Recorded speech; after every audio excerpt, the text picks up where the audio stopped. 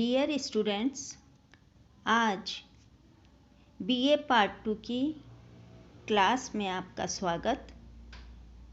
BA part 2 के first paper में आज हम न्यायपालिका का अध्ययन करेंगे, जिसके अंतर्गत न्यायपालिका का अर्थ, न्यायपालिका का महत्व, न्यायपालिका के कार्य आदि की चर्चा करेंगे। आधुनिक लोकतंत्रीय शासन व्यवस्थाएं स्वतंत्र और निष्पक्ष न्यायपालिका के मजबूत स्तंभ पर निर्भर करती हैं। सामाजिक जीवन को नियंत्रित करने के लिए कानून ही सबसे महत्वपूर्ण साधन है और इन कानूनों के अनुसार न्याय करने का कार्य न्यायपालिका का है। न्यायपालिका केवल नागरिकों के बीच उठने वाले विवादों का ही निर्णय नहीं करती, अपितु ये उन मुकदमों का भी फैसला करती है जो नागरिकों व राज्य के मध्य तथा संघात्मक देशों में केंद्र व उसकी इकाइयों के मध्य विवादों से उत्पन्न होते हैं। न्यायपालिका का अर्थ देखें तो न्यायपालिका शासन का वह अंग होती है जो विधियों की व्याख्या करती है तथा उनका उल्लंघन करने वालों को उचित दंड देती है। साधारण अर्थ में विधियों की व्याख्या करने व उनका उल्लंघन करने वाले व्यक्तियों को दंडित करने की संस्थागत व्यवस्था को न्यायपालिका कहा जाता है। प्रोफेसर लास्की के अनुसार एक राज्य की न्यायपालिका अधिकारियों के ऐसे समूह के रूप में है जिनका कार्य राज्य के किसी कानून विशेष के उल्लंघन या तोड़ने संबंधी शिकायत का, जो विभिन्न लोगों के बीच या नागरिकों व राज्य के बीच एक दूसरे के विरुद्ध होती है, समाधान व फैसला करता है। संक्षेप में कह सकते हैं न्यायपालिका न्यायिक प्रक्रिया की संरचनात्मक व्यवस्था है। ये व्यवस्थित कानूनी लड़ाई के लिए की गई व्यवस्था के अंतर्गत जांच करने का तरीका है। न्यायपालिका का महत्व अत्यंत अधिक है। न्यायपालिका शासन का बहुत महत्वपूर्ण अंग है। लोकतंत्र का आधार स्वतंत्रता और समानता के सिद्धांत हैं।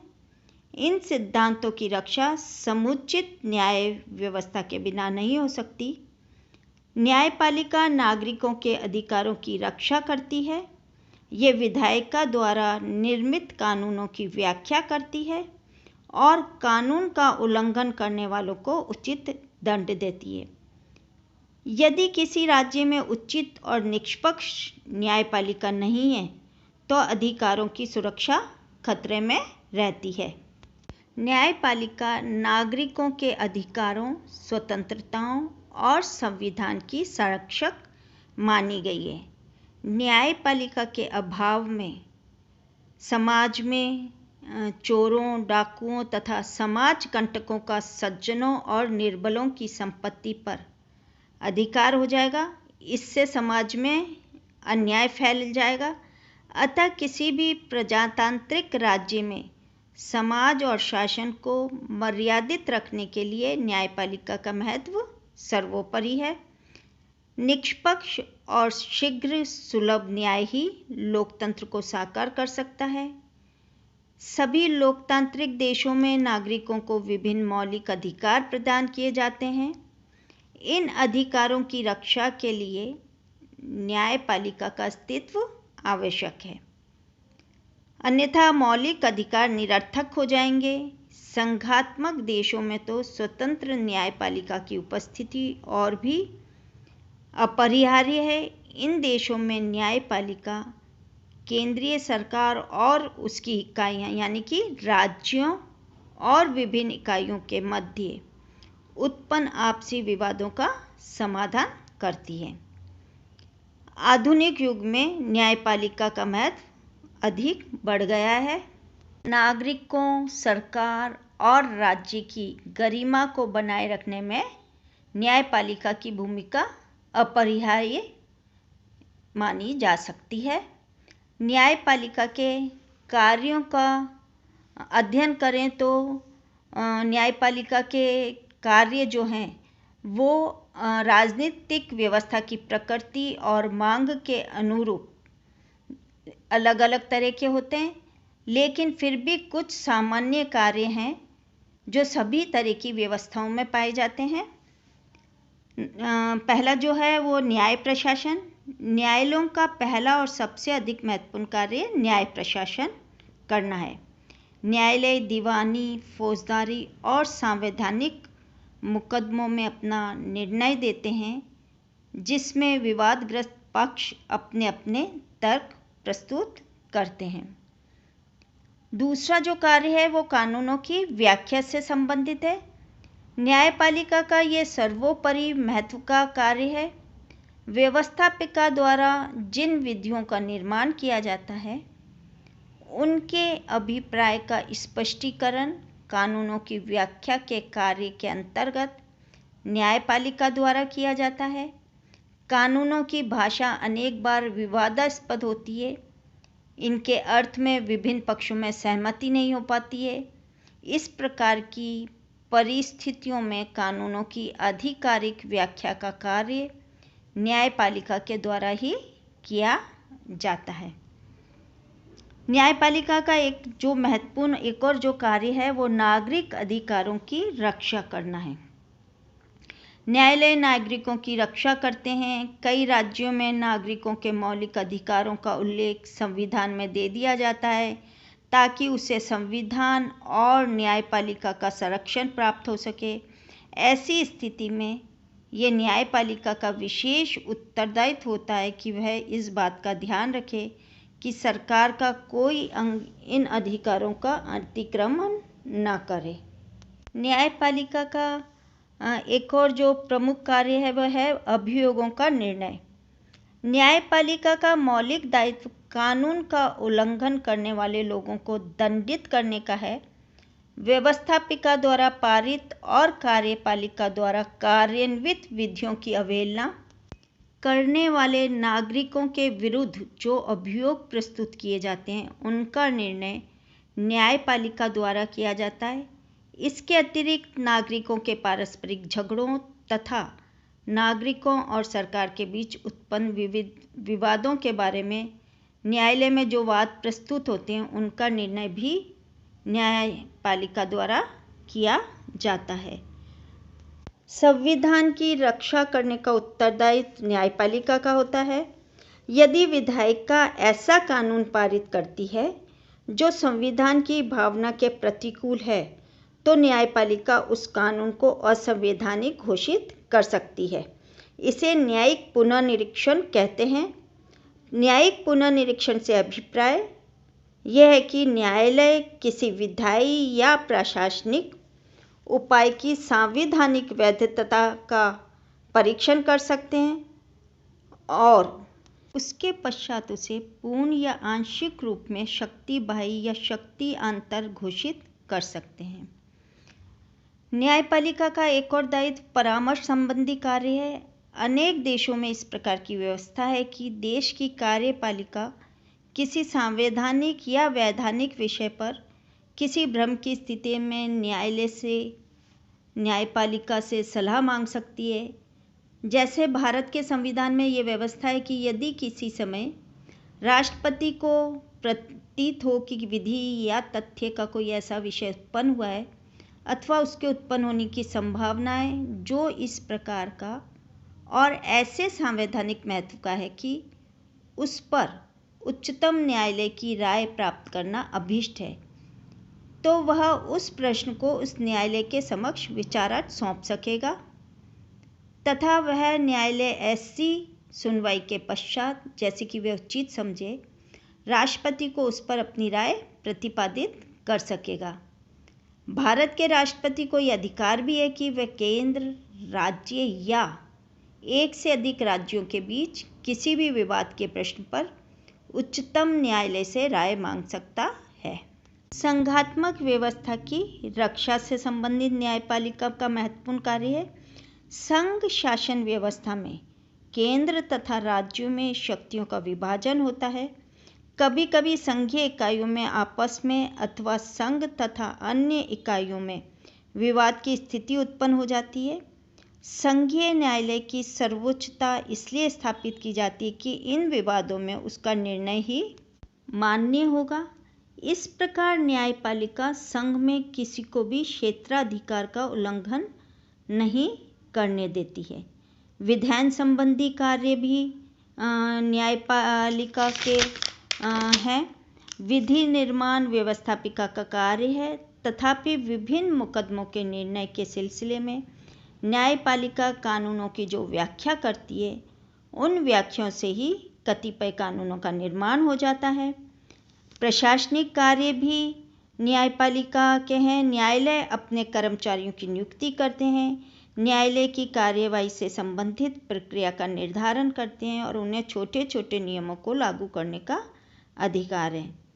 कई अन्य कार्य भी हैं, जैसे न्यायालय अल्पवयस्क या नाबालिगों की जायदाद के लिए ट्रस्टी या संरक्षक नियुक्त करता है, नागरिक विवादों की मंजूरी देता है, निर्वाचन संबंधी झगड़ों की अपील सुनता है, वसीयतनामों तथा इच्छा पत्रों की रजिस्ट्री में भी न्यायपालिका द्वारा कार्य किया जाता है।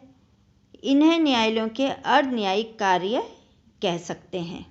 न्यायपालिका का संगठन देखें तो न्यायिक व्यवस्था के संगठन का सभी देशों में एक सा ढांचा नहीं पाया जाता है।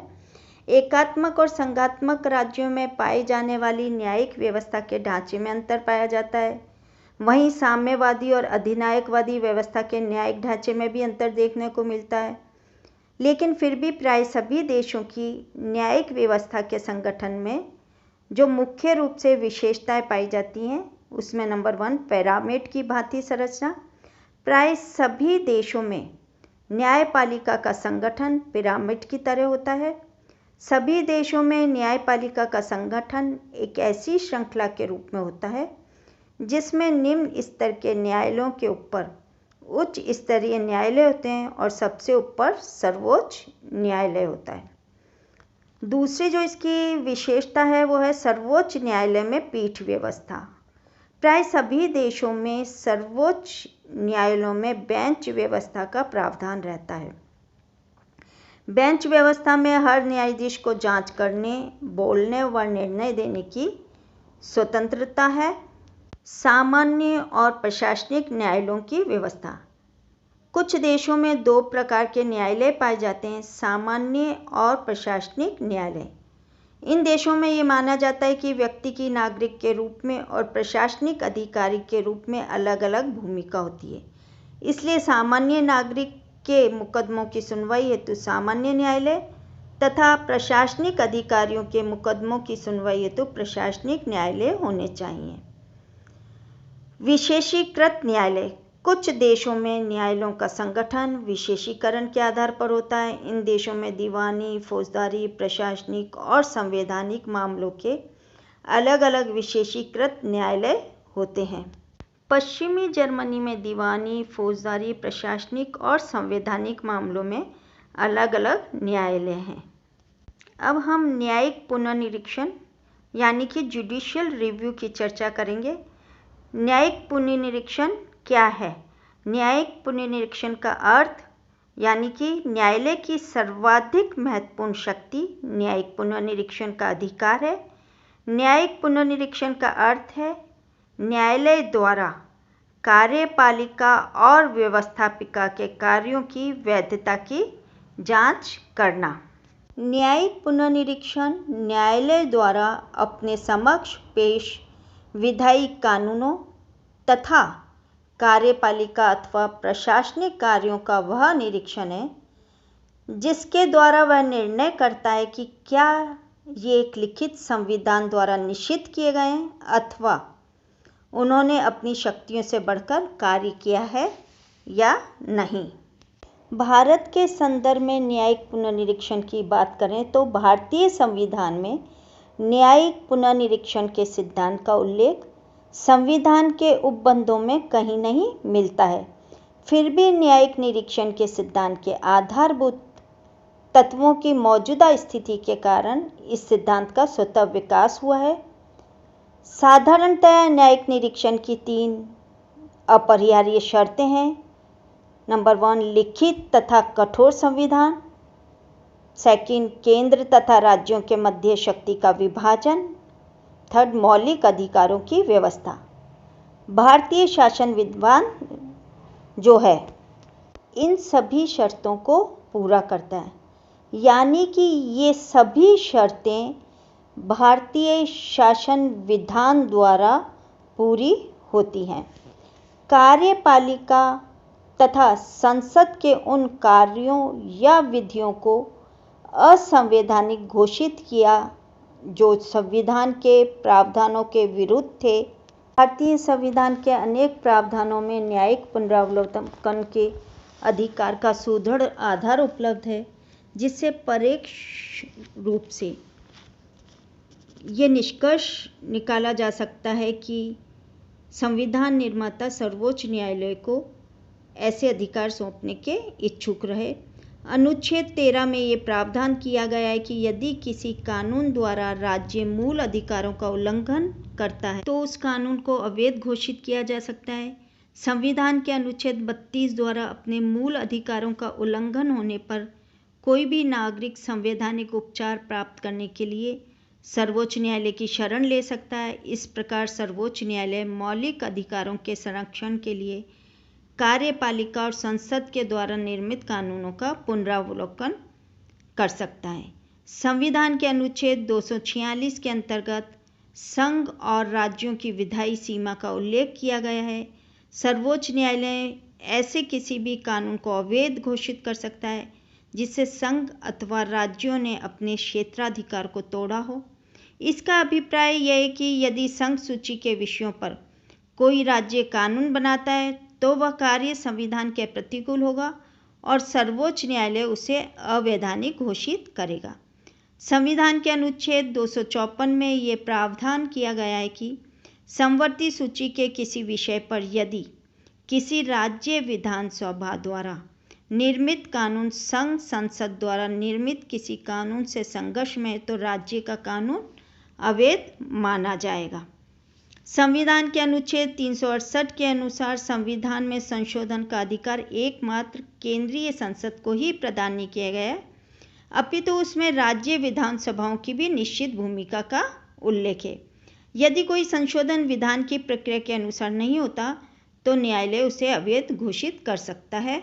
संविधान के अनुच्छेद 132 के अनुसार ऐसे मामलों में जहां संविधान की व्याख्या का प्रश्न निहित है, सर्वोच्च न्यायालय में अपील की जा सकती है। न्यायमूर्ति मुखर्जी के अनुसार भारत में संसदीय संप्रभुता के बजाय संवैधानिक सर्वोच्चता के सिद्धांत को मान्यता दी गई है। सर्वोच्च न्यायालय ने यह भी विचार प्रकट किया है कि संसद मूल अधिकारों में संशोधन कर सकती है, परंतु यदि किसी संशोधन से संविधान का बुनियादी ढांचा प्रभावित होता है तो सर्वोच्च न्यायालय ऐसे संशोधन को असंवैधानिक घोषित कर सकता है। इस प्रकार भारत में न्यायिक पुनरावलोकन का स्पष्ट चलन है। भारत में न्यायिक पुनरावलोकन सिद्धांत की निम्नलिखित विशेषताएं हैं। भारत में संविधान सर्वोच्च है, न कि न्यायालय। भारत में सर्वोच्च न्यायालय ने पुनरावलोकन की शक्ति का प्रयोग काफ़ी सोच समझ कर किया है। न्यायालय ने विधायी अधिनियमों की उदार व्याख्या प्रस्तुत करके विधानांग तथा न्यायांग के मध्य संघर्ष यानी कि कॉन्फ्लिक्ट को टालने की कोशिश की है। न्यायालय के निर्णयों को शासन ने सदैव कार्यान्वित किया है, चाहे वे उसकी घोषित नीतियों के प्रतिकूल भी रहे हैं। न्यायिक पुनरावलोकन का परिणाम यह हुआ है कि भारतीय संविधान में बहुत अधिक संशोधन करने पड़े हैं। भारतीय संविधान के अंतर्गत सर्वोच्च न्यायालय के सीमित न्यायिक पुनरावलोकन अधिकार के कई कारण रहे हैं। भारत का संविधान विस्तृत लेख है और उसमें संघ तथा राज्य के मध्य शक्ति विभाजन का 3 सूचियों द्वारा विस्तार से विवेचन किया गया है। संविधान के स्वरूप का अंतिम रूप से निर्धारण संसद और राज्य विधानमंडलों के हाथ में है। संविधान में आवश्यक संशोधन करके सर्वोच्च न्यायालय के निर्णयों को बदला जा सकता है। भारत में सर्वोच्च न्यायालय प्राकृतिक विधि की कसौटी को उपयोग में लाने के लिए स्वतंत्र नहीं है। निष्कर्ष रूप में कह सकते हैं कि भारत में न्यायालय ने संविधान को सर्वोच्च माना है तथा विशाल पैमाने पर पुनरावलोकन नहीं किया है। फिर भी ये स्वीकार कर सकते हैं कि भारत के सर्वोच्च न्यायालय के पास न्यायिक पुनरावलोकन का अस्त्र है और उसने इसका प्रभावकारी प्रयोग भी किया है। Thank you.